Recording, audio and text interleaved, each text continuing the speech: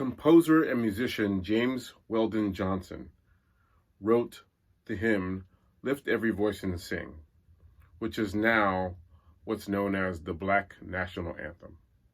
And it is sung in many places today, including the last Super Bowl that we just had.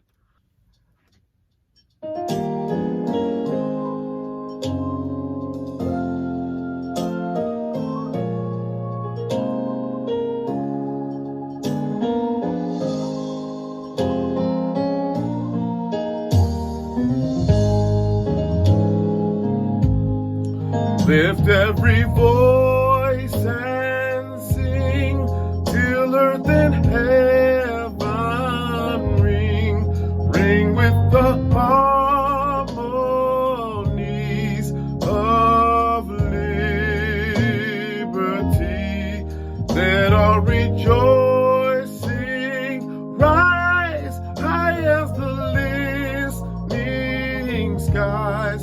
Let it resound loud as the rolling sea.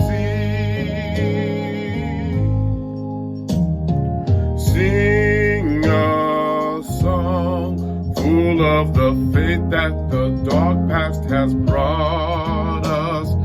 Sing a song full of the hope that the present has taught